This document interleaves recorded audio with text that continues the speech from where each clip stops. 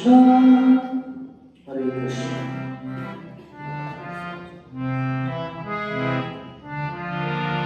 Hare Krishna, Hare Krishna, Krishna Krishna, Hare Hare, Hare Rama, Hare Rama, Rama Rama, Hare Hare, Hare Krishna, Hare Krishna, Krishna Krishna,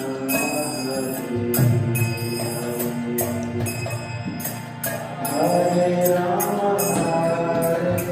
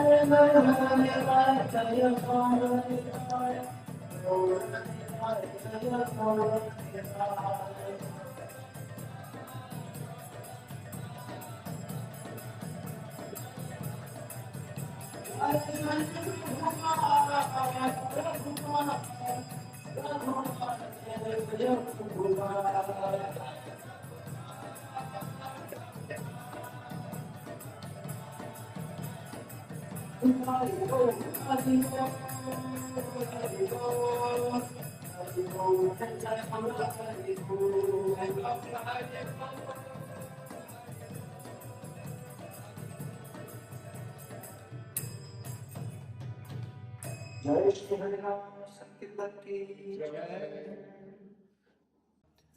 तो मतलब यहीं पे आपको गोविंद देव मिलेंगे। तो गाय आगे भगवान को दूध अभिषेक करती है रोज।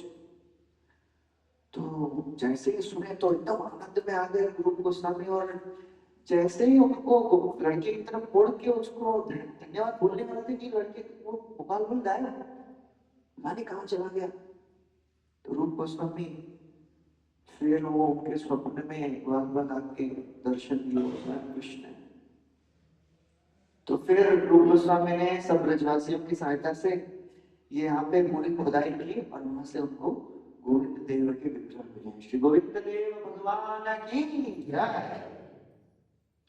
तो जैसे ही गोविंद देव मिल गए तो पूरा समाचार पूरे ब्रज में फैल गया, गोविंद देव मिल गए हैं, सब बहुत प्रसन्न हो गए। गोविंद देव की लीटी मूर्ति को स्थापित कर दी वहां पे, और अभिषेक हो रहा है। वृंदावन के सब जितनी गाय है, हजारों हजारों टन किलो दूध आ रहा है, अभिषेक हो रहा है। और उस समय रूप गोस्वामी ने गोविंद देव को वृंदावन के राज राजेश्वर, मतलब वृंदावन के राजा हैं ऐसा स्थापित नाम से उनको स्थापित किया। फिर उस समय जब रूप गोस्वामी थे तो मंदिर नहीं बना था, मंदिर इतना छोटा सा था।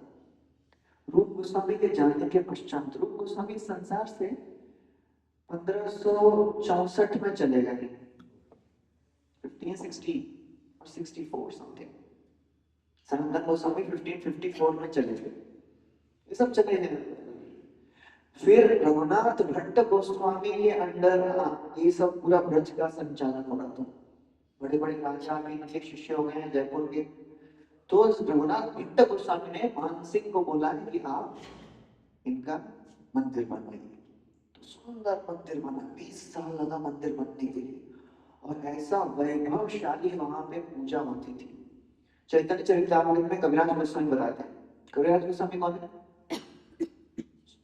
जिन्होंने चैतन्य चरितामृत लिखी है। किससे सुन के लिखी है? रघुनाथ दास गोस्वामी, जो राधाकुंड के तट पे बैठ के महाप्रभु की लीला बताते थे और कविराज गोस्वामी सुनते थे। तो लिखने क्या हो रहा था उस समय। वृंदावने कल्पद्रुमे में सुवर्ण सदन, महायोग पीठ तहाँ रत्न सिंहासन। रत्न से जड़ा हुआ सिंहासन बनाया गया था गोविंद के लिए। मतलब ऑपुलेंस का लिमिट। चाहते बसियाचे सदा ब्रजेंद्रानंदन, श्री गोविंद देव नाम साक्षात मदन। और उस रत्न सिंहासन पे कौन बैठे हैं?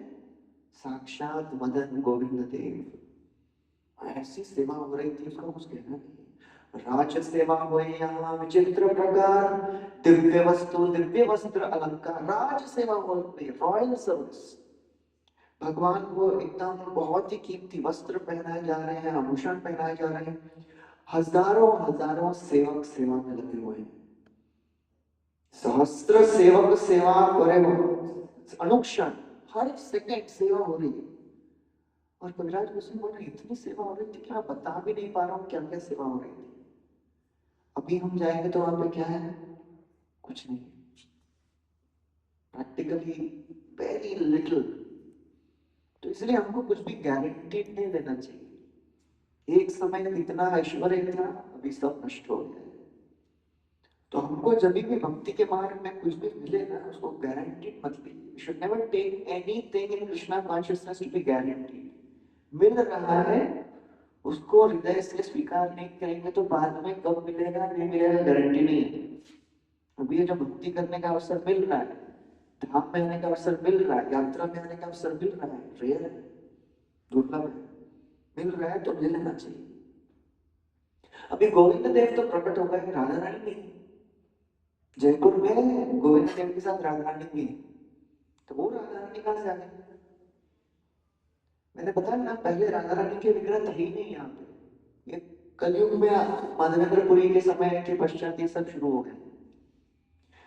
तो उस समय जगन्नाथपुरी में एक चक्र बेड़ा नाम का जगह है। चक्र बेड़ा, वहां पे एक स्थान है चक्र बेड़ा। वहां पे एक लक्ष्मी देवी की विग्रह थी। लक्ष्मी देवी के विग्रहों की पूजा होती थी। तो एक दिन लक्ष्मी देवी के वो विग्रह प्रताप रुद्र महाराज के स्वप्न में आई और बोलती है, मैं लक्ष्मी नहीं हूँ, मैं श्रीमती राधा रानी हूँ। मैं राधा रानी हूँ। मैं प्रतीक्षा कर रही थी, प्रतीक्षा कर रही हूँ कब गोविंद देव प्रकट होंगे। जैसे ही गोविंद देव प्रकट हो जाएंगे मुझे वृंदावन भिजवा देना। तो थोड़ी समय के पश्चात गोविंद देव प्रकट हुए। तो हमने रघुनाथ दास गोस्वामी के समाधि के नीचे किसकी बैठक देखी? याद है किसी को? नित्यानंद प्रभु की पत्नी, नाम क्या था उनका? जानवा देवी। तो जानवा देवी वृंदावन जगन्नाथपुरी से ये राधा रानी का विग्रह लेके वृंदावन आई और फिर वहां पे गोविंद देव के साथ श्रीमती राधा रानी विराजमान हुई। तो ये यहाँ पे गोविंद देव का महत्व है। तो गोविंद देव हमारे अभिधेय के विग्रह है। संबंध, अभिधेय और प्रयोजन। संबंध अर्थात या to make relation with Krishna, knowledge होना चाहिए ना, कौन है, हु इज गॉड, ये क्या करते हैं, क्या पसंद है। ओके, अभी मालूम तो पड़ गया क्या पसंद है, but what is the process, that is called as अभिधेय। तो गोविंद देव से हमको अपने साधना के लिए प्रार्थना करना है। अभिधेय अर्थात अपना प्रोसेस क्या है? चैंटिंग, साधना, भक्ति। भगवान का नाम, भागवत, वो शक्ति कौन देते हैं? गोविंद देव। तो गोविंद देव हमारे लिए बहुत स्पेशल है। गोविंद देव का जो मुख है ना, कृष्ण के मुख से साक्षात मिलता है।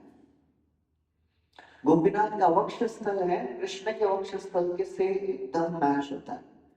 और मदन मोहन का चरण कमल कृष्ण के चरण कमल जैसा। और तीनों के जो है वो एक डिटी कौन से जिसमें है?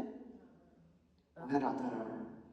राधा रमन का मुख भगवान के जैसा है, उनका वक्ष स्थल मदन मोहन गोपीनाथ के जैसा है, और उनका चरण मदन मोहन के जैसा है। तो ये है गोविंद देव। अभी हम थोड़ा गोवर्धन के बारे में आगे सुनेंगे, थोड़ा सा ही सुना हमने गोवर्धन के बारे में। और कौन सी चीज हमने नहीं देखी है? एक गोपीनाथ के विग्रह भी नहीं देखे हैं। गोपीनाथ के भी ओरिजिनल विग्रह भी जयपुर में है, और हमारे मंदिर में भी गोपीनाथ थी, राधा गोपीनाथ। तो राधा वो गोपीनाथ के जो विग्रह है वो उनके सेवक हैं मधु पंडित गोस्वामी, वो उनको खोजे हैं और उनकी सेवा की। उनके बारे में ज्यादा नहीं बताएंगे अभी। आज हम जो भी समय, अभी 8 बजे है, आ गया। तो 8:30 तक थोड़ा कथा सुनेंगे, उसके बाद कीर्तन भजन, थोड़ा भजन भी गाएंगे, थोड़ा भजन गाएंगे, फिर कीर्तन करेंगे और फिर प्रसाद लेंगे। तो अभी जब हमने सुना भी 7 दिन 7 रात वर्षा, मूसलाधार वर्षा हो रही है, उसके बाद इंद्र हार मान लिए, स्वीकार कर लिए कि ये भगवान है, मैंने बहुत बड़ी गलती कर दी है, तो क्षमा मांग के वहां से चले गए। अभी कृष्ण के सामने आके क्षमा नहीं मांगे, वहां से चले तो गए। अब सब ब्रजवासी वापस अपने ब्रज में आ गए, सब चर्चा कर रहे हैं, सब ब्रजवासी चर्चा कर रहे हैं, ये कौन है ये बालक? हमको तो लगता है ये भगवान ही है। देखिए वृंदावन में कोई भी कृष्ण को भगवान नहीं मानता। जो नास्तिक लोग रहते हैं वो भी कृष्ण को भगवान नहीं मानते हैं, और ब्रजवासी भी कृष्ण को भगवान नहीं मानते। अंतर क्या है दोनों में? क्या अंतर है? ये भी बोल रहे हैं कृष्ण का के भगवान है, ये तो रोते हैं, इनको भूख लगती है तो रोते हैं, और ये तो झूठ बोलते हैं। कितना झूठ बोलते हैं, भगवान झूठ बोलेंगे? तो ब्रजवासियों के लिए वो है, वो उनके मन में और हृदय में जाता ही नहीं कि ये भगवान है, क्योंकि उनसे प्रेम इतना है। जैसे कोई पुलिस कमिश्नर होगा, उनके बच्चे अपने पापा को पुलिस कमिश्नर के रूप में देखेंगे, बोलेंगे मेरे पिता पापा है, तो पुलिस कमिश्नर का है, तो कंधे पे चढ़ के मैं बैठता हूँ, खेलता हूँ।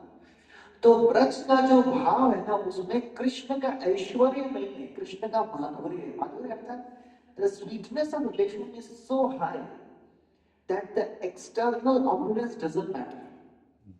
कृष्ण भगवान हो, जो भी हो, वो माधुर्य हो सेकेंडरी है। मेरे लिए तो कृष्ण मेरे पिता है, या फिर कृष्ण मेरे फ्रेंड हैं, कृष्ण मेरे बच्चे हैं, बेटे हैं, कृष्ण हमारे गोपियां बोलतियां हैं, कृष्ण तो हमारे हैं। तो सब चर्चा कर रहे हैं, नंद महाराज को जाके बोलते हैं ये कौन है तुम्हारा बेटा? ये कृष्ण, हमको लगा कि ये तो साधारण हमारे साथ रहने वाले छोटा बच्चा है, लेकिन क्या क्या किया है इन्होंने? कभी कभी ब्रजवासी सोच के इतना आश्चर्यचकित हो जाते हैं, अरे 6 दिन के थे, इसने पूतना का वध कर दिया, फिर शंखटासुर को मारा, और इतने बड़े बड़े राक्षसों को मारा, लेकिन ये भगवान नहीं हो सकते, क्योंकि ये तो रोता है, भूख लगती है तो फिर यशोदा मैया के पास जाता है, फिर चोरी करते हैं, भगवान चोरी करेंगे क्या? फिर झूठ बोलते हैं, ऐसे कैसे? ये भगवान नहीं हो सकते। तो नंद महाराज को पूछते हैं भाई ये कौन है? पता नहीं चल रहा है, इतने बड़े बड़े राक्षसों को मारा है इन्होंने, बकासुर, अघासुर, तृणावर्त, वो यमल अर्जुन जो दामोदर लीला के बाद कृष्ण गए ना, 2 पेड़ों को उखाड़ दिए, नल बहुत बड़े पेड़ थे, इतने विशाल पेड़ों को उखाड़ दिए, ये साधारण नहीं करते हैं। कौन है ये? हमको समझ नहीं रहे हैं, पता नहीं हमारा जो आकर्षण है आपके बच्चे के प्रति इतना है, लेकिन हमको इनके जो भी व्यवहार है देख के लगता है ये भगवान स्वयं है। We cannot give up our attraction towards this small boy. क्या है ये? अपना तो आकर्षण है नहीं, हमारा आकर्षण थोड़ा वृंदावन से एक्सटर्नल ही है। वृंदावन में दर्शन कर लिए, कितने देर आप भगवान के लीलाओं के सामने खड़े होकर दर्शन कर सकते हैं? 5 मिनट, 10 मिनट छोड़ दिए आपको कि खड़े होइए, जितना दर्शन करना है करिए। कितना खड़े हो पाएंगे? 10 मिनट, 15 मिनट, आधा घंटा। ब्रजवासियों के लिए ऐसा 10 मिनट आधा घंटा नहीं है, वो दिन भर भगवान को दर्शन कर रहे हैं। और दामोदर लीला में देखना, गोवर्धन लीला में देखना, 7 दिन 7 रात कृष्ण सामने खड़े हैं।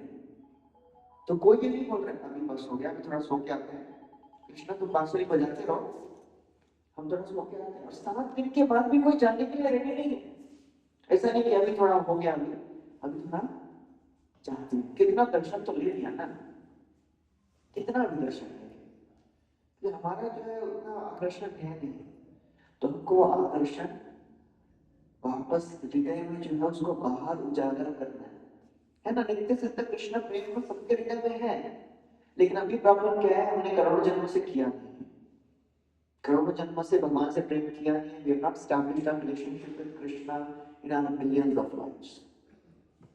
We have done it with our friends, relatives, उन सबके साथ अपना संबंध स्थापित किया है। उनसे तो कभी सुख मिलता नहीं है, शांति मिलती नहीं है, संतुष्टि मिलती नहीं है। So somehow in this life we have developed a desire to develop relation with Krishna. ये बहुत ही दुर्लभ है, ये करोड़ों करोड़ों जन्मों के बाद ये मिलता है अवसर। We should never lose it. पता नहीं बाद में कब मिलेगा, मिलेगा कि नहीं मिलेगा, दुर्लभ है। तो इसके लिए जो हमारे को भगवान ने, महाप्रभु ने चैंटिंग दिया है ना, माला करने का जो ज्ञान दिया है, वो हरिनाम में सब कुछ है। जितना हरिनाम करेंगे, तीव्रता से करेंगे, ध्यानपूर्वक करेंगे, रोज करेंगे, तो जो भी हम वृंदावन दर्शन कर रहे हैं ना, it will always be there in our hearts. So that is very important. तो नंद महाराज बोलते हैं, अरे मैं बताता हूँ, गर्ग मुनि आए ना, इनका नामकरण किया, उस समय उन्होंने कुछ बताया मेरे को। क्या बताया? गर्ग महाराज, गर्ग मुनि ने बोला था, जो आपका पुत्र है वो हर एक युग में जन्म लेता है। आसन्वर्णात्रयो यस्य त्रियुगो अनुवर्णिता शुक्लो रक्तस्तथा पीता दाने कृष्णतां तथा। हर एक युग में अलग अलग वर्ण में आता है। सतयुग में शुक्ल वर्ण सफेद, त्रेता युग में रक्त वर्ण लाल, कलयुग में पीले वर्ण में आते हैं। पीले वर्ण वाले कौन है कलयुग के? वो है श्री चैतन्य महाप्रभु। तो यहाँ पे संकेत कर रहे हैं श्री चैतन्य महाप्रभु के बारे में। कलयुग में पीले वर्ण में कौन आते हैं? श्री चैतन्य महाप्रभु। इदानीं कृष्णतां गतः, और इस युग में वो कृष्ण वर्ण में आए। कृष्ण वर्ण अर्थात black, yes, come in the blackest perfection। तो ये आपका जो पुत्र है, पहले वसुदेव के पुत्र के रूप में भी जन्म लिया। इतना बोलने के बाद भी नंद महाराज को नहीं समझ रहे कि मेरा पुत्र नहीं है, ये वसुदेव का पुत्र है। बोल रहे फिर भी नहीं है समझ रहे नंद महाराज, क्योंकि प्रेम इतना है ना। आपके पुत्र के बहुत सारे नाम हैं, बहुत सारे रूप हैं, और जब भी आपके ऊपर कोई भी विपत्ति आएगी तो किसके पास जाना है आपको? इस बालक के पास जाना है। अभी सोचिए, लॉजिकल लगता है कि आप लोगों को, अभी बच्चा पैदा हुआ है और कोई बड़े व्यक्ति को बोले आपके जीवन में प्रॉब्लम आएगा तो इसके पास जाना, लेकिन ब्रजवासियों का विश्वास है, गर्ग मुनि बोले हैं तो कृष्ण के पास ही जाएंगे। ये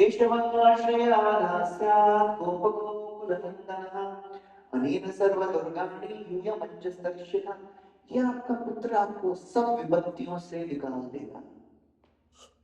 और फिर गर्ग मुनि बहुत एक इंपॉर्टेंट चीज बोलते हैं कोई भी व्यक्ति या कोई भी समुदाय, एनी पर्सन और any group who is attached to Krishna, they are most fortunate. ये तस्मिन् महाभागम, महाभाग means बहुत भाग्यवान है। कौन? प्रीति कुर्वन्ति मानवा, जो प्रीति करते हैं, जो प्रेम करते हैं, बहुत भाग्यवान। तुम्हारा भाग्य बहुत है। शुरू से यही बोल रहा हूं ना, हमारा भाग्य बहुत है। भाग्य हमको बनाए रखना है, और भाग्य हमारा एक ही चीज से बना रहेगा, माला से। ये न केन प्रकारेण हमको उसी में अपनी रुचि बढ़ानी है। जितना भी हम लोग ये यात्रा कर रहे हैं, कथा सुन रहे हैं, पूरा परिक्रमा कर रहे हैं, इतना नींद आ रहा है फिर भी सोच लो के उठ के फिर भी कथा सुन रहे हैं, क्यों कर रहे हैं? खड़े होके भी सुन रहे हैं, क्यों सुन रहे हैं? नाम में रुचि है, उसके लिए इतना मेहनत कर रहे हैं हम लोग। बताइए कहाँ इतना सुनते हैं बात। इस्कॉन में ना मतलब एक व्यक्ति आके बोला प्रभु जी देखो इस्कॉन में सब अच्छा है, आप यात्रा कराते हो बहुत अच्छा है, दर्शन बहुत अच्छा है, प्रसाद तो बहुत अच्छा ही है, बस ये दो चीज नहीं रहेगा ना लाइफ विल बी गुड। कौन सा दो चीज? एक तो आप चैंटिंग कराते हो और घंटों घंटों बिठा के सुनाते हो, ये दो चीज निकाल दो बाकी सब बढ़िया है। तो ये दो चीज निकल गया तो बचा ही नहीं कुछ इस बात से। सो ही नहीं है इसको में यही दो चीज है, जंप और शॉर्ट। बस ये दो चीजें हमको पकड़ के रखनी है। जितना जोर से इनको पकड़ के रखेंगे ना तभी भगवान ऊपर खींचेंगे। नहीं कुएं में गिरवा व्यक्ति को जब ये रस्सी पकड़ेगा तो वो थोड़ा ना बोल सकता है नहीं मुझे रस्सी पकड़नी है, पकड़नी ही नहीं है, ऐसे निकालो। पकड़ना पड़ेगा। पकड़ने के लिए स्ट्रेंथ किसके पास? हमारा खुद का स्ट्रेंथ लगता है। तो कोई नहीं बोल सकता कि नहीं है मेरे पास शक्ति नहीं है पकड़ने की, तो पकड़ेगी। तो शक्ति हमको जुटानी है। कोई बोलेगा नहीं मेरा दृढ़ निश्चय नहीं हो रहा है, determined to chant every day, तो कौन कर सकता है आपके लिए? आपके लिए मैं जब करेगा कोई। ये सर निगोशिएबल ट्रांसफरेबल नहीं है ना, रेलवे टिकट ट्रांसफरेबल नहीं रहता, अब हो गया। ट्रांसफरेबल नहीं रहता है। तो हमारे जब भी ट्रांसफरेबल नहीं है प्रभु जी मेरा माला भी आप करना आज तक गया जैसा भी है माना आपको ही करना है। तो अगर कोई बोलते ये जो आपका पुत्र है ना इसमें नारायण के जैसे गुण है। अभी मैं बता दिया नारायण है फिर भी बोले नारायण के जैसा है ना, नारायण नहीं। तो ब्रज का भाव है। और इसी प्रकार से बहुत तरह से साक्षात सांत्वना दिए नंद महाराज की, ये नारायण के जैसे हैं भगवान नहीं है, तो आप चिंता मत करो। ऐसा करके ब्रजवासी फिर भूल गए, अपने अपने चले गए घर में। अभी बेचारे इंद्र बहुत दुखी, इंद्र इतना दुखी हो गया कि मैंने भगवान की अवहेलना कर दी, उनके गांव को डुबाने का प्रयास किया, बताइए मारने का प्रयास किया। सबसे बड़ा डैमेज जो उसने किया वृंदावन में वो इंद्र। मतलब डिवोटी सबसे ज्यादा प्रॉब्लम करते हैं। डिवोटी यदि समझेंगे नहीं ना भक्ति कैसे करना है, भगवान कौन है, तो सबसे ज्यादा प्रॉब्लम डिवोटी क्रिएट करते हैं। प्रभुपाद जी ने बोला देखिए कोई बाहर का व्यक्ति इस्कॉन को नहीं तोड़ सकता है, इस्कॉन टूटेगा अपने अंदर वाले डिवोटी की वजह से। हम यदि भक्ति का सिद्धांत नहीं समझेंगे, एक दूसरे के बारे में कोई बुरा भला बोल रहे हैं, इसके बारे में ऐसा उसके बारे में ऐसा, वो ऐसे करते हैं और वो तो ऐसे डिवोटी हैं, और फिर डिप्लोमेसी पॉलिटिक्स हिपोक्रेसी बैकबाइटिंग ये सब चालू हो जाता है ना, ये सब डिवोटी कम्युनिटी में, देन इट इज गॉन। तो इंद्र बेचारे दुखी है, वो कैसे करें क्या करें। सुरभि के पास गए और सुरभि को बोलते हैं आप चलिए ना मेरे साथ, क्योंकि सब जगह रिकमेंडेशन लगता है। सो भक्ति के मार्ग में दो चीजें आवश्यक है, एक तो है repentance. We will make mistakes in our Krishna consciousness, but we need to repent. Paschatap. But our atonement, our repentance should make us more enthusiastic to serve Krishna. नहीं तो कई बार लोग इतने दुखी हो जाते हैं कि मैं इतना मौलान हूँ, इतना पतित हूँ, क्या करूँ मुझे, मैं इतना पतित हूँ ना कृष्ण भी नहीं उठा सकते मुझे। I am so proud. मेरे को मालूम होती नहीं है तो जाना जाना छोड़ना नहीं करेंगे, मैं हुई नहीं, मैं बना ही नहीं हूँ इसके लिए लगता है।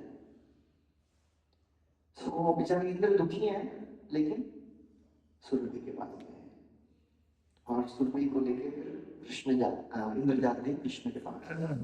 और कृष्ण एक दिन 2-3 दिन के बाद की बात है, सब लोग घर चले गए, गोवर्धन को रख दी। 2-3 दिन के बाद कृष्ण घूमने आते हैं और देखने आते हैं कि इंद्र के वज्र से गोवर्धन का कितना डैमेज हुआ है, कितने टूट गए हैं पहाड़। उस समय कोई नहीं है कृष्ण के साथ। Krishna purposefully went away from his group that day because he knew Indra आने वाला है। Krishna is a very sensitive person, he knows the art of feedback. कैसे किसी को फीडबैक देना है.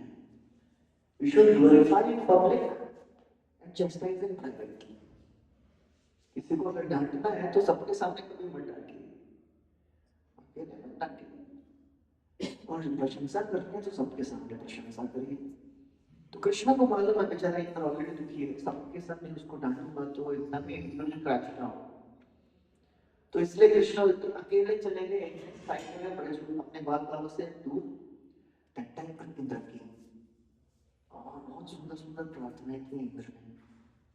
और फिर कृष्ण इंद्र को बोल रहे, हे इंद्र, उस एक स्मित हास्य, he smiles, and when Krishna smiles all the distress is gone. मतलब आपको डर लग रहा है डांटेंगे क्या करेंगे, आप हंस दिए सामने वाले, कहाँ चलोगे, डांट कम पड़ेगी लग रहा है, थोड़े टेंशन ज्यादा गुस्से में नहीं है प्रभु जी. तो वो बोल रहे हैं इंद्र को कृष्ण, कृष्ण हे इंद्र, मेरी कृपा थी कि मैंने तुम्हारा यज्ञ रोक दिया. It was out of my mercy that I stopped your yajna. So for us, when Krishna takes away something from us, our life, it may look very painful. ऐसा क्यों कर रहे हैं कृष्ण मेरे साथ? इतना सब कुछ ठीक ठाक चल रहा था, ये अचानक आ गया, वो अचानक आ गया. But Krishna knows what is best for us. So Krishna बोलते हैं, ये मेरा प्लान था, मेरी कृपा थी. It was my mercy that I stopped your sacrifice. So Indra, please don't make this mistake again. वापस जाइए और मेरी आज्ञा के अनुसार इस संसार का पालन करिए और कभी भी अहंकार मत करिए. Don't be proud of whatever you have. Indra was really proud. अब ये सब सुन के ना इंद्र के बारे में बहुत कुछ सुनते हैं ना, नहीं इंद्र ऐसे गड़बड़ की, ऐसे गड़बड़ की, कभी ये नहीं सोचना चाहिए इंद्र को इतना भी नहीं समझ रहा है क्या. अरे मुझे भी समझ रहा है जब कृष्ण भगवान है, ये सब लीलाएं हैं हमको बताने के लिए कि कोई भी गड़बड़ कर सकता है. We should never blame Indra as इतना भी नहीं समझते. So इंद्र प्रार्थना करके चले जाते हैं. फिर सुरभि आती है. सुरभि बस खड़ी है तो कुछ बोली नहीं. सुरभि फिर आके कृष्ण को बोलना शुरू करती है, हे कृष्ण, आज हम आपको अपना इंद्र बनाएंगे. हमारे इंद्र ये नहीं है, आपको इंद्र बनाएंगे. तो फिर इस प्रकार से जितने भी सुरभि अपने सब फ्रेंड और भी गायक को बुला रहे हैं और सब अभिषेक कर रहे हैं अपने दूध से कृष्ण का. तो वो सुरभि को बन जाता है, वो हमने देखा. उसके पश्चात बहुत सब बड़े बड़े देवता लोग बहुत यहाँ पे उनका स्टैंडर्ड प्रोटोकॉल रहता है. जब भी कृष्ण का जय जयकार करना हो तो सब लोग देवता आ जाते हैं, पुष्प वर्षा करते हैं, ढोल बजते हैं और सब संगीत गाते हैं, अप्सराएं नृत्य करती हैं, गंधर्व गाते हैं. और स्टैंडर्ड प्रोटोकॉल है, कुछ भी होता है तो सब लोग प्रसन्न हैं. और उसके बाद कृष्ण को सब कौन से उपाधि दिए, क्या नाम दिए, ये गोवर्धन लीला में गोविंद, गोविंद लीला, गोविंद नाम दिए. तो ऐसा है यहाँ पे गोवर्धन लीला. उसके बाद एक और राक्षस एक और व्यक्ति हुए जिन्होंने वृंदावन में उत्पात ज्यादा मचाया. कौन था? कालिया. तो कालिया की थोड़ी लीला सुन लेते हैं, क्योंकि कालिया घाट में आप गए ना, आप लोग कालिया घाट दर्शन किए सब लोग? हाँ, सबसे पहला वही था कालिया. तो कालिया लीला थोड़ा सुन लेंगे, बहुत बड़ी लीला है लेकिन संक्षिप्त में 10 minutes 15 minutes will hear that. You can keep hearing the same pastimes every day. That is the beauty of Krishna's pastime, the pastime of the Lord. अपन कितने ऐसे लोग हैं कि आज न्यूज़पेपर नहीं आए, कल वाला पढ़ लेते हैं. पढ़ नहीं न्यूज़ पढ़ना है, कल वाला पढ़ लेते हैं. नहीं, एक दिन पुराना हो गया मतलब उसको कचरे रंगी में डाल दिया है. But Bhagavatam, same pastimes we keep hearing every day. We may keep hearing, but we never get satiated. कभी भी तृप्ति नहीं होती कि बस हो गया. कितना सुनने का भाई पापा. वो कृष्ण लीला ऐसी है, राम लीला ऐसी है, भगवान की लीला ऐसी है. सुनते रहिए, सुनते रहिए, सुनते रहिए. एक बार विदुर जी जब अपने तीर्थ यात्रा में गए उनको मैत्रेय नाम के एक ऋषि मिले और मैत्रेय मुनि को विदुर जी बोलते हैं मुझे कृष्ण के बारे में बताइए ना, आपने कृष्ण का दर्शन लिया था जब भगवान जाने वाले थे इस संसार से, उस समय मैत्रेय मुनि कृष्ण के पास आए थे और कृष्ण ने उनको बहुत सारे उपदेश भी दिए थे उद्धव के थ्रू। तो मैत्रेय बोलते हैं अरे हमने तो कितना सुना होगा कृष्ण के बारे में, आप तो जन्म ही लिया है कृष्ण के कुल में। तो बोलते हैं कौन संतुष्ट होगा कृष्ण के बारे में सुन के, बोलते रहिए ना, क्योंकि संतुष्टि तब होगी जब हमको पता नहीं कि इसमें कितना रस है। ठीक है, मजा नहीं आ रहा है, छोड़ दो। यदि आपको उसमें टेस्ट नहीं है तो नहीं खाएंगे कोई भी डिश। अगर आपको मालूम नहीं है कि इसमें क्या है, जैसे हम लोगों में से बहुत लोग हैं तो इस्कॉन में आके पिज्जा पनीर ये सब इस्कॉन में आके सब नए नए डिश बनाते हैं हम लोग। तो पहले मालूम नहीं था पिज्जा क्या होता है, और इस्कॉन में आके पिज्जा खा रहे हैं और पास्ता खा रहे हैं, और तो पहले तो मालूम नहीं था कि क्या होता है। पहले इंडियन पिज्जा और इंडियन पास्ता अलग था। रोटी बच गया तो उसको उसमें सब्जी डाल के रोल बना के ये लो, ये अपना पिज्जा। तो धीरे धीरे हम खाने के बाद टेस्ट हमें लगता है उसमें।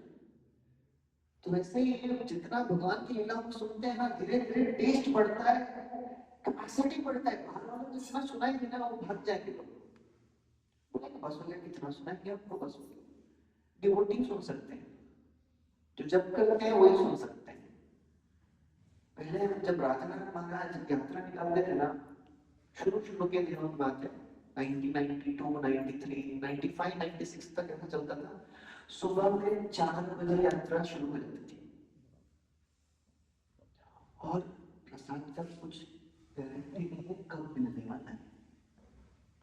जब महाराज लेक्चर रुकेंगे बंद करेंगे तब प्रसाद शुरू सर्विंग शुरू होगा, और महाराज कब रुकेंगे कोई गारंटी नहीं है।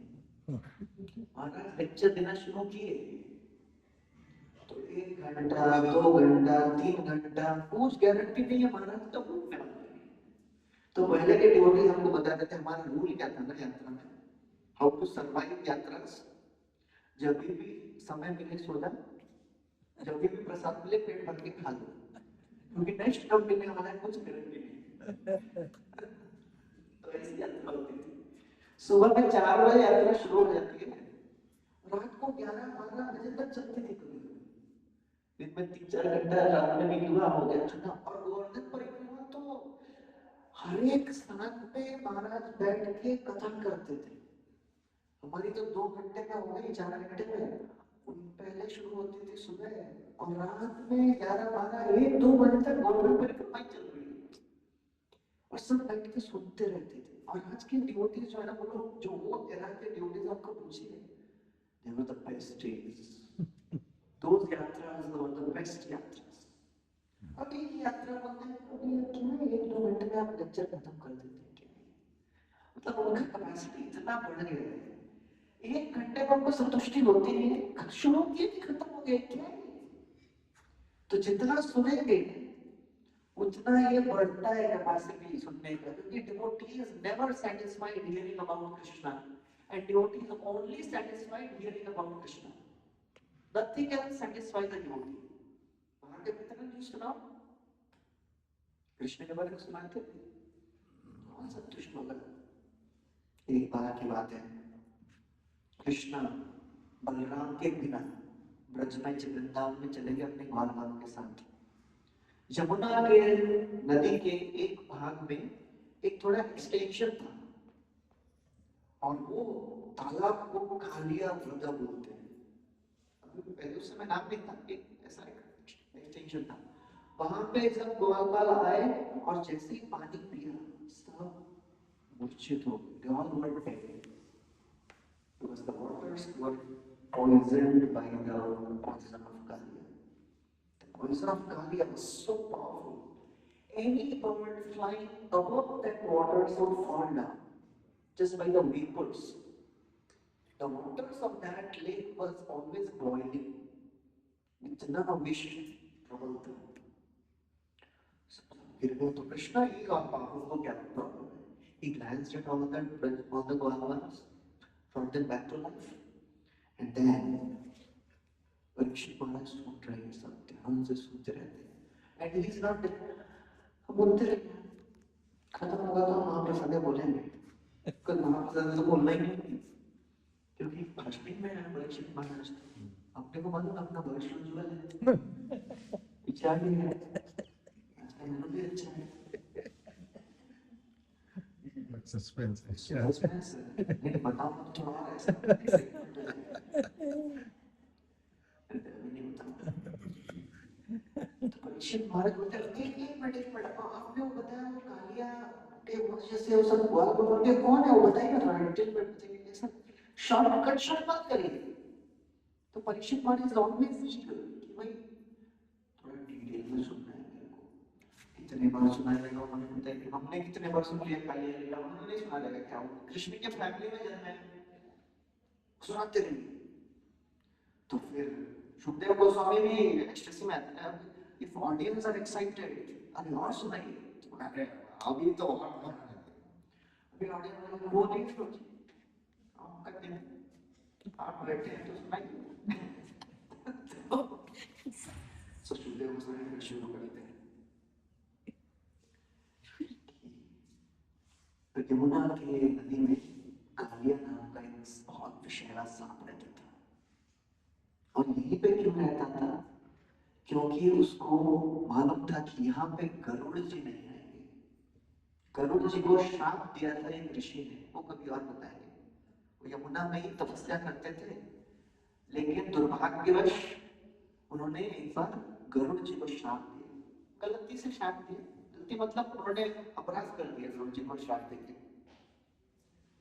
अगर तुम यहाँ पे दोबारा आए, क्योंकि गरुड़ जी का खाना क्या है, मछलियां हैं, मछलियों को कहा लेके खा के चले जाते थे। तो ये शौबारी मुनि बोले, मैं रह रहा है सब यहाँ तालाब में, कोई मछलियों को नहीं खाना चाहिए, मैं बचाऊंगा मछलियों को। तब सेल्फ प्रोक्लेम मैं बचाऊंगा, श्राप दे दिया। तो कालिया यहाँ पे आके रहने लग गया, क्योंकि कालिया रहने लग गया तो एक मछली को बचाने के लिए आए थे, सब मछलियां मर गई। तो कृष्ण भी देखे कि सब बाल मर गए हैं, उनको जीवित किए, और फिर देखे कि ये उनको तो मालूम है, कृष्ण को सब मालूम है, कालिया नाम रहता है। बगल में एक वो पेड़ देखे, पेड़ कालिया कांड में पेड़ देखे, वही पेड़ पे कृष्ण भगवान चढ़ गए, और वो पेड़ अभी भी जीवित था। जीवित कैसे था वो पेड़, आसपास कुछ भी वनस्पति नहीं थी, विष के प्रभाव से सब मर गए, पेड़ मर गए, पशु पक्षी सब मर गए, ये जीवित है। क्योंकि गरुड़ जी एक बार अमृत छीन के ला रहे थे इंद्र से, और छीन के लाने में कुछ बूंदे इस पेड़ पे गिर गई, तो इसलिए वो जीवित था। और ये पेड़ को मालूम था भविष्य में कृष्ण आके मुझ पे चढ़ने वाले हैं, तो मैं अपने प्राणों को बचा के रखूंगा। तो चढ़ गए और कूद गए। तो जैसे ही कूदे, इतने फोर्स से कूदे, इतने गति से कि यमुना का पूरा जल ऐसा 10 किलोमीटर दूर चला गया बाहर, 8 किलोमीटर। और कालिया इतना शक्तिशाली नाम था, उसने ये पूरे तालाब के अंदर एक महल बनाया हुआ था। बोला कौन डिस्टर्ब कर रहा है, मेरे टेरिटरी में कौन आ रहा है। So he came out and he saw that Krishna, उनको कुछ फर्क नहीं पड़ रही, swimming around, ऐसा बच्चे ऐसा खेलते खेलते वो पानी लगे, he is just moving around and Kaliya को देख के उसके मुंह पे तुम्हें क्यों हो रहा है। Kaliya he became so angry, he attacked Krishna and he bit Krishna on his chest. अभी कृष्ण को क्या फर्क पड़ने वाला है। Krishna, he was unaffected and he started moving around. And Kalia was so strong and so, swift, but still he could not catch Krishna. And Krishna is moving around and बेचारे ने थक रहा है Kaliya. And then at one point of time, अभी ये तो यहाँ पे सब चल रहा है, अभी अभी ग्वाल वालों ने जो भी बच गए थे अब खड़े हैं ना सब। They went and informed Nanda and Yashoda that Krishna is in the coils of Kaliya. और सब ब्रजवासी उनको ऑलरेडी लग रहा था कि कुछ तो अशुभ हो रहा है, बाएं हाथ फड़क रही है, बाएं बाजू फड़क रही है। For the men, if their left side of the body is twitching, that is inauspicious. For women, it is right side which is inauspicious. तो सब ब्रजवासियों को ऐसा लग रहा है कि अरे कुछ तो अशुभ हो रहा है, अशुभ हो रहा है। तो न्यूज़ मिल गया कि अरे कृष्ण अभी कालिया के नाक के उसमें कूद गए। सब भाग भाग के जा रहे हैं कृष्ण को ढूंढने के लिए, गिरते पड़ते बीच में बेहोश हो रहे हैं, उठ रहे हैं। कालिया कृष्ण के चरण चिन्ह को देखते देखते जा रहे हैं, कहाँ गए? Vrindavan is very special. None of the animals, cows, calves, deers of Vrindavan would step on the footprints of Krishna.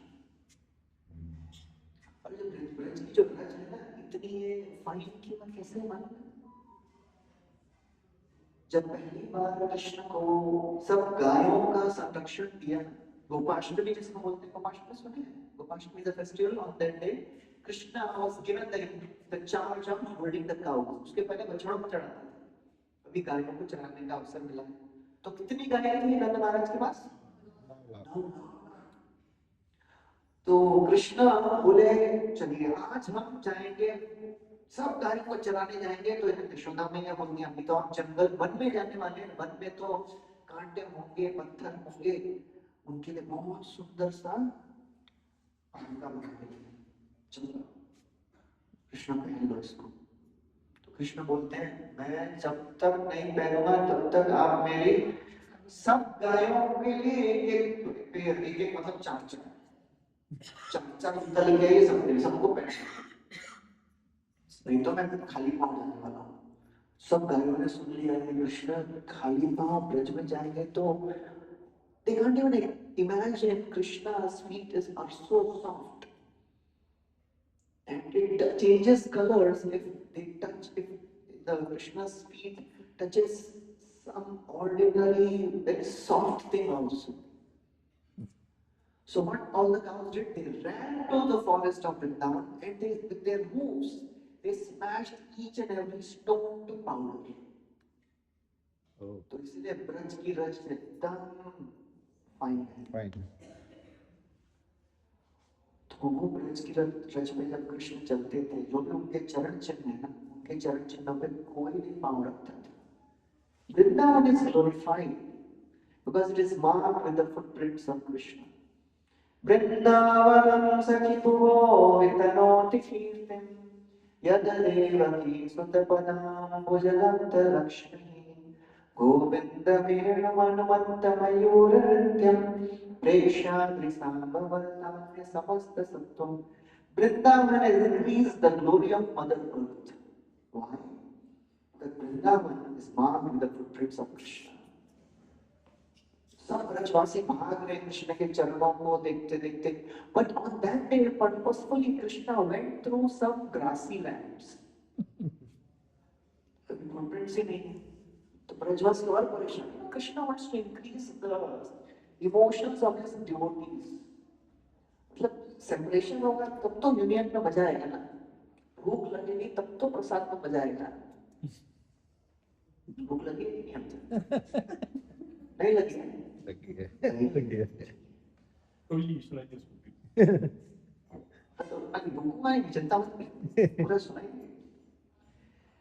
तो जैसे तैसे गिरते पड़ते बेहोश होके उठते उठते somehow they reached this place of Kaliya. What they saw, they were practically unconscious in that.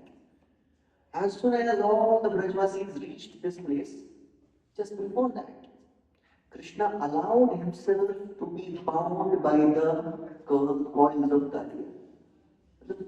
All emotions can peak.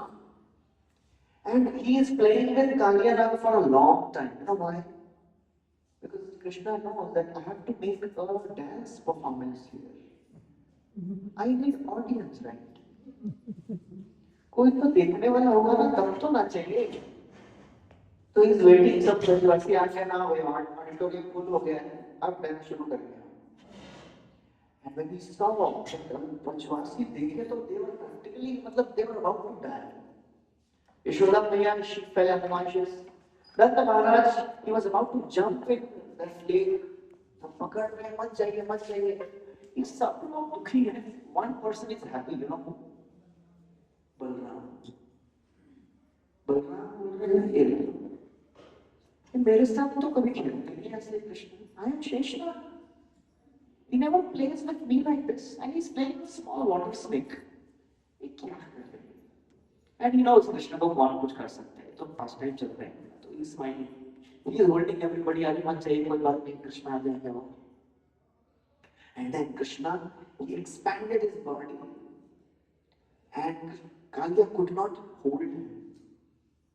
He loosened his coils, and Krishna jumped on the one of the coils of Kaliya. Kaliya had 1,000 coils, 1,000 hoods. हजार उनके fun हैं. He climbed up one of the hoods of Kaliya and he started dancing. That feet which is so soft. वो मक्खन भी touch होता था तो लगता था कि अरे बाप रे ज्यादा इनको हार्ड लगेगा. And those soft feet were falling on the heads of Kaliya. Kaliya was experiencing as if he is hit by a thunderbolt. Because ये यथामाम प्रपद्यन्ते. आप जिस मोड में कृष्ण के पास जाएंगे वैसे ही व्यवहार करेंगे. तो यहाँ पे कालिया ड्यूटी नहीं है तो इसलिए मारना है उसको मारो. And all the coils, all the hoods of Kaliya had jewel. सबके ऊपर मणियां हैं. So Krishna is dancing on the heads of Kaliya. एक hood के ऊपर डांस करते थे. And that hood would poison, vomit all the poison. Poison इतना फेंक रहा है वो, फिर poison नहीं है तो फिर खून निकलने लग गया. One hood is down. You jump on another hood. And he is dancing. It is all dance, my God. Dancers, come dance again. You need a stable stage, right? If the stage is moving, how can you dance? But Krishna was dancing on the most shaky stage. Violent. और dance कर वहां पे बोलते हैं अखिल लोक आदि गुरु ननरता. जितने भी विद्याएं हैं उनके गुरु नाच रहे हैं. अभी डांस करेंगे तो कोई म्यूजिक होना चाहिए ना. सब गंधर्व आ गए अपना अपना इंस्ट्रूमेंट लेके. कृष्ण डांस कर रहे हैं, थोड़ा म्यूजिक बजाते हैं. So everybody is seeing Krishna dancing on the coils of Kaliya, and everybody is now happy. Krishna subdued all the 1,000 hoods. He danced on each of the 1,000 hoods of Kaliya. He was about to die. अब तक उनकी पत्नियां जो थी ना, कालिया की पत्नियां थी, नाग पत्नियां. Still now, they were praying Krishna. We don't mind you kill our husband because he is very sinful and he never becomes your devotee. He's so sinful. But now, अभी क्या हो गया? सब विष निकल गया उनके शरीर से. Kaliya became humble. His expressions changed, and the wives they could see अभी हमारे पति devotee बन रहे हैं. Immediately they ran to Krishna. Krishna, please don't kill our husband. He has become a devotee now. And she offered beautiful prayers. And hearing those prayers, then Kaliya offered prayers. Kaliya के prayers कौन से हैं? जो पत्नियों ने बोला उसको repeat किया as it is. उन्हें खुद तो कुछ आता नहीं है, तो copy paste कर दिया. And then Krishna said, okay, I forgive you. From today onwards, please don't live in this lake. Leave this place and go to your island. वो एक द्वीप में रहने से रमण का वहां पे चले जाओ. और ये मत सोचिए कि गरुड़ जी आपको परेशान करेंगे. जब गरुड़ जी आपके फनों पे मेरा चरण चिन्ह देखेंगे, he will bow down to you. Don't worry. So that's how Krishna he subdued Kaliya. He didn't kill Kaliya. Because Kaliya की पत्नियां डिवोटी हैं, तो डिवोटी कांटेक्ट हुआ तो चल जाता है. It is described that in some yugas, Kaliya is the chariot. Kaliya is the vehicle of Krishna, not Garuda. ऐसे अलग अलग लीलाएं हुई। ओके, तो यहाँ पे अभी तो बोलने के लिए बहुत कुछ है, यहाँ पे हम कथा को विराम देंगे। प्रभु जी आपने श्लोक बोला था, इसलिए आपने मयूर बोला था और व्यूह बोला था, हाँ, इसका मतलब बताया। वृंदावनम सखी भुवो वितनोति कीर्तिम। वृंदावन हो सखी, एक सखी दूसरे सखी बोल रही है, Vrindavan has increased the glory of mother earth। यहाँ पे क्या होता है वृंदावन में? गोविंद वेणुमनुमत्त मयूर नृत्यम। जब गोविंद देव अपनी मुरली बजाते हैं, all the peacocks start dancing। मयूर नृत्यम। प्रेक्षाद्रि समान, प्रेक्ष अद्रि, और ये जो गोवर्धन है ना, ये उसमें और भी शोभा बढ़ाता है। So when Krishna plays flute, amazing things happen। Yamuna रुक जाती है और गोवर्धन पिघल जाता है, सब पशु पक्षी शांत हो जाते हैं, सुनते हैं कान खड़े करके। प्रभु जी आपके लिए कृष्ण की बंसी, कृष्ण की बंसी बजती है तो वृंदावन उथल पुथल हो जाता है। सब गोपियां भगा देती हैं कृष्ण की बंसी सुन के, ये नहीं देखती कि क्या चल रहा है घर में, भागती हैं। और ऐसा ऐसा धुन बजाती है, कृष्णा जब वो धुन बजाता है उसको फिफ्थ नोट बोलते हैं। क्या होता है मालूम नहीं, पंचम पता है। वो केवल गोपियों को सुनाई देता है और किसी को सुनाई नहीं देता। जब कृष्ण टेर कदम पे वंशी बजाते हैं तो हर एक गायक को अपना अपना नाम सुनाई देता है, वही वंशी की ध्वनि। तो ऐसा वृंदावन में कृष्ण की ध्वनि वंशी है। ओके, हरे कृष्णा। श्री वृंदावन धाम की जय, श्री बरसाना धाम की जय, श्री कृष्ण भगवान की जय, श्रीमती रानी की जय, श्री प्रभुपाद की जय, गौर प्रेमानंदे। तो अभी थोड़ा भजन कीर्तन करेंगे। माधवा कुंज बिहारी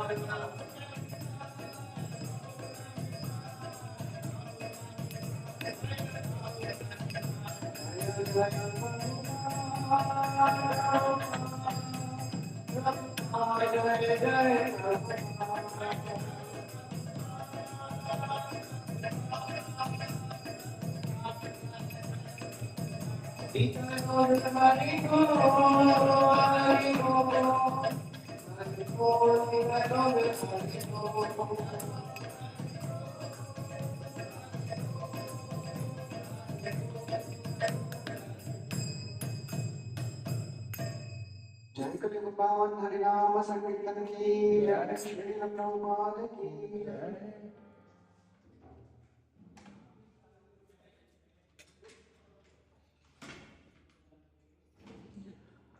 ओम नमो भगवते वासुदेवाय। ओम नमो भगवते वासुदेवाय। ओम नमो भगवते वासुदेवाय। ओम नमो भगवते वासुदेवाय। ओम नमो भगवते वासुदेवाय। ओम अज्ञानतिमिरन्दस्य ज्ञानाञ्जनशलाकया चक्षुरुन्मिलितं येन तस्मै श्रीगुरवे नमः। श्रीचैतन्यमनोभीष्टं स्थापितं येन भूतले स्वयं रूपा करुणामयं ददाति स्वपदान्तिकम्।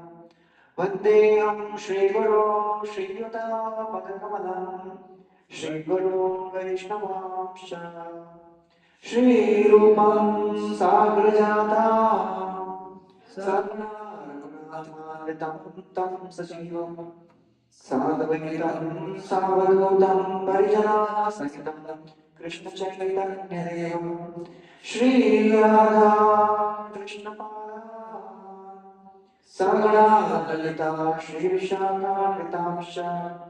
हे कृष्णा करुणा सिन्धो दीनबन्धो जगत्पते गोपेश गोपिकान्त राधाकान्त नमोस्तुते। तप्तकाञ्चन गौराङ्गी राधे वृन्दावनेश्वरी वृषभानुसुते देवी प्रणमामि हरिप्रिये। वाञ्छाकल्पतरुभ्यश्च कृपा सिन्धुभ्यैव च पतितानां पावनेभ्यो वैष्णवेभ्यो नमो नमः। नमो विष्णुपादाय कृष्णपृष्ठाय भूतले श्रीमते भक्तिवेदान्त स्वामी नामिने नमस्ते सरस्वती देवे गौरवाणी प्रचारिणे निर्विशेषा शून्यवादी पाश्चात्य देशतारिणे जय श्री कृष्ण चैतन्य प्रभु नित्यानंद श्री अद्वैत गदाधर श्रीवासादि गौर भक्तवृंद हरे Krishna Krishna Krishna Hare Hare Hare Ram Ram Ram Hare Hare Krishna. So welcome all the devotees to our third day of Vrindavan Yatra. Shri Vrindavan Dham की जय, श्रीमती राधा रानी की जय. तो वृंदावन के तीन प्रमुख जो विग्रह हैं, गोविंद, गोपीनाथ और मदन मोहन, तो उनका प्रणाम मंत्र से हम लोग शुरू करेंगे. को उनके प्रणाम मंत्र से शुरू करेंगे हम लोग. सब लोग दोहराइए. जयतां सुरतो पंगो मम मन्दमतिर्गति मत्सर्वस्य पदाम्भोजो राधा मदनमोहनो श्रीमान् रसरसारम्भे वंशीवटतटस्थितः कर्षणवेणो स्वदैर्गोपी गोपीनाथ श्रीस्तुनः दिव्याद्वृन्दारण्यकल्पद्रुमादः वृन्दारण्यकल्पद्रुमादः श्रीमद्रत्नागार सिंहासनस्थो श्रीमद् राधा श्रील गोविंद देवो कृष्णालिभि सेव्यमानो स्मरामि कृष्णालिभि सेव्यमानो स्मरामि. तो ये वृंदावन के तीन विग्रहों के प्रणाम मंत्र हैं, गोविंद, गोपीनाथ और मदन मोहन. तो 3 दिनों में हमने मदन मोहन के दर्शन किए हैं. हमारे पास समय कम होने के कारण गोविंद और गोपीनाथ के दर्शन नहीं हो पाए. कोई बात नहीं, जब आंखों से दर्शन नहीं हो पाए तो कैसे दर्शन करना है? कानों से दर्शन करना है. तो हम उनके बारे में थोड़ा सुनेंगे. वो कौन से विग्रह हैं, उनकी विशेषता क्या है. तो कल यदि समय मिलेगा तो गोविंद देव का दर्शन करने जा सकते हैं, समय के हिसाब से, डिपेंड्स ऑन दैट.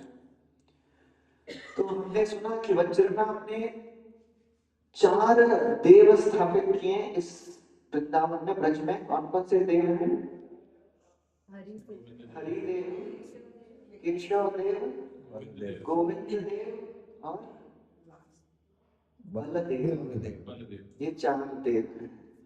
और 2 नाथों को स्थापित किए, श्रीनाथ और गोपीनाथ. 2 गोपाल जी को स्थापित किए हैं, साक्षी गोपाल और मदन गोपाल. तो ये मदन गोपाल जो है वो है मदन मोहन स्वयं. तो मदन गोपाल का ये नाम बदल के मदन मोहन हो गया बाद में. तो ये जो गोपीनाथ हैं, ये समय के प्रभाव से सब जितने भी स्थान थे वो लुप्त हो गए हैं. सब जो विग्रह हैं सब लुप्त हो गए. पता नहीं कहाँ पे ये सब विग्रह हैं. So all the devotees, they were really working hard to find out कहाँ है ये विग्रह, पता नहीं चल रहा है. श्री चैतन्य महाप्रभु ने सब गोस्वामियों को आदेश दिए, उपदेश दिए. कितने गोस्वामी हैं? ये तो अभी तक पता चल गया होगा. 6 गोस्वामी. रूप गोस्वामी, सनातन गोस्वामी, जीव गोस्वामी, रघुनाथ दास गोस्वामी, रघुनाथ भट्ट गोस्वामी और गोपाल भट्ट गोस्वामी. तो इन गोस्वामियों को अलग अलग प्रकार से वृंदावन भेज दिए श्री चैतन्य महाप्रभु. और सब प्रयास कर रहे हैं कि कैसे ये सब विग्रहों को खोजेंगे, क्योंकि आदेश दिए हैं कि आपको विग्रहों को स्थापित करना है, लुप्त तीर्थों का उद्धार करना है। तुम्हें करिह भक्ति शास्त्रेण प्रचार, मथुराय लुप्त तीर्थेर करिह उद्धार। वृंदावने कृष्ण सेवा वैष्णवाचार, भक्ति स्मृति शास्त्र करिह प्रचार।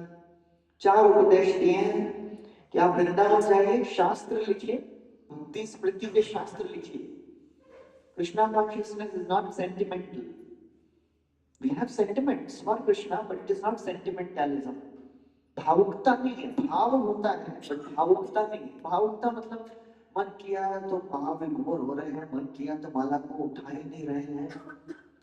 सो मन करे या ना करे, उसका सिद्धांत समझना है। You should understand principle.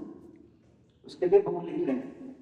तो सनातन गोस्वामी को उपदेश दिए, रूप गोस्वामी को उपदेश दिए, फिर उपदेश दिए कि you discover the lost Holi places, लुप्त तीर्थों का उद्धार करिए।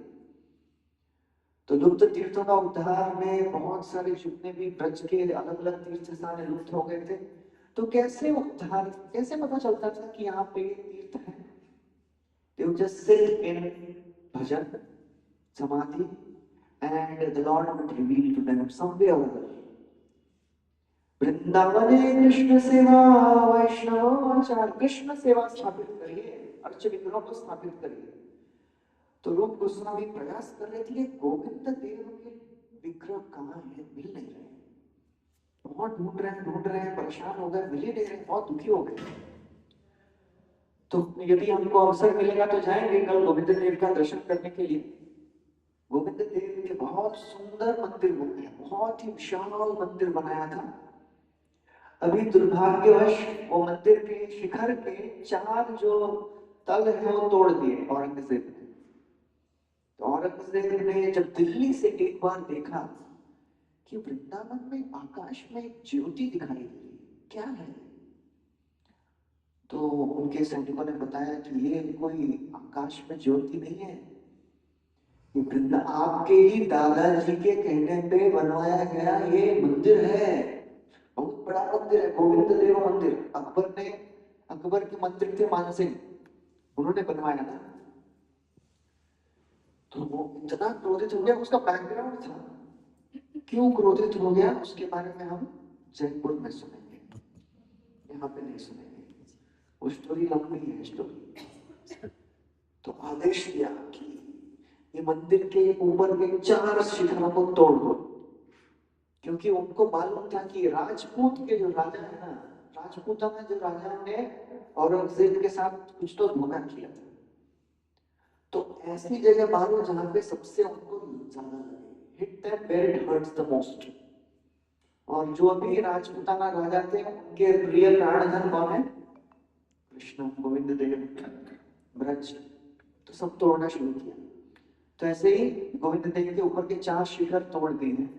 फिर भी अभी भी देखेंगे, गोवर्धन को विलेज गए हैं ना, वहां पे छोटा रेप्लिका देखा होगा गोविंद देव का। तो बहुत विशाल मंदिर है। 1570 में राजा मान सिंह ने बनवाया है, बनवाना शुरू किया, 1590 में बना है। 20 साल लगे मंदिर को बनने के लिए। और राजा मान सिंह किसके शिष्य थे? रघुनाथ भट्ट गोस्वामी। रघुनाथ भट्ट गोस्वामी बहुत ही करिश्मेटिक, बहुत बड़े गुरु थे। जितने भी जयपुर के राजा थे, मेवाड़ राजा, उनके गुरु वही हो गए थे। तो जितना भी मुगलों के महलों में और फोर्ट्स में, मकबरों में जितना भी सैंडस्टोन लगने वाला था, बच जाता था, तो मानसिंह ने पे सब डाइवर्ट करके ये सब मंदिर बनवाए। बहुत सुंदर मंदिर बनाए हैं। जहां पे गोविंद देव मंदिर है ना, वो योग पीठ है। योग पीठ अर्थात रास स्थली, रास लीला वहां पे होती थी। तो ऐसा कहते हैं कि उस समय जब हम यदि मंदिर में जाएंगे तो उसका मेन जो बाहर का जो हॉल है, उसके ऊपर एक देखने बहुत विशाल पत्थर का लोटस बनाया हुआ। वो लोटस बहुत भारी लोटस है, टन टन बहुत भारी। तो कैसे ऊपर लगाया, उल्टा लोटस, बहुत सुंदर। और उस समय उस मंदिर को बनने का जो खर्चा था 10 मिलियन रुपीस। तो आजकल के कितना होगा उस समय का 10 मिलियन, मतलब आज का कितना होगा वो हमें कैलकुलेट करना पड़ेगा। बहुत सुंदर विग्रह स्थापित किए। तो रूप गोस्वामी बहुत प्रयास कर रहे थे, गोविंद देव के विग्रह कहाँ है। अपनी भजन कुटीर में रहते थे। आज हमने रघुनाथ दास गोस्वामी का भजन कुटीर देखा, समाधि देखी, वहां पे किसी को स्टोरी याद है? मुझे एक स्टोरी बताई थी मैंने। दो लाख मतलब पानी पीने गए और दो लाख तो शेर, हाँ, तो बाघ वहां पे आके बगल में पानी पी रहे थे, ये समाधि में है, पानी पी रहे हैं, तो कृष्ण वहां पे खड़े हैं रक्षा करने के लिए। वैसे ही एक बार मैंने रूप गोस्वामी की स्टोरी बताई आपको, वो कल बताई थी एक स्टोरी। खीर बनाना चाहते थे सनातन गोस्वामी को देने के लिए, तो कौन आ गई? छोटी सी लड़की आ गई। कौन थी वो? श्रीमती राधा रानी। तो ऐसे ही एक बार रूप गोस्वामी भजन करते थे, कहीं पे बैठ जाते थे भजन करने के लिए, धूप हो बारिश हो। तो एकदम एक बार धूप में एकदम बैठ के अपना भजन में लगे हुए, आंख बंद कर दी। तो सनातन गोस्वामी दूर से देख रहे हैं क्या हो रहा है। रूप गोस्वामी तो भजन में लगे हुए, आनंद में जप कर रहे हैं, और राधा रानी आके अपना पल्लू से उनके सर पे ऐसा डाल रही है ताकि धूप ना लगे उनको। तो सनातन गोस्वामी बाद में रूप गोस्वामी बोलते हैं, we are supposed to serve Shrimati Radha Rani, you are taking service from Shrimati Radha Rani, so at least make some bhajan kutir for yourself. अरे अपने लिए भजन कुटीर बनाओ, उसमें बैठ के भजन करो। तो राधा रानी तुम्हारी सेवा में लग रही है, और राधा रानी पसीना पसीना हो रही है, और अपना पल्लू ऊपर कर रही है, रूप गोस्वामी को धूप ना लगे। तो ऐसा रूप गोस्वामी अलग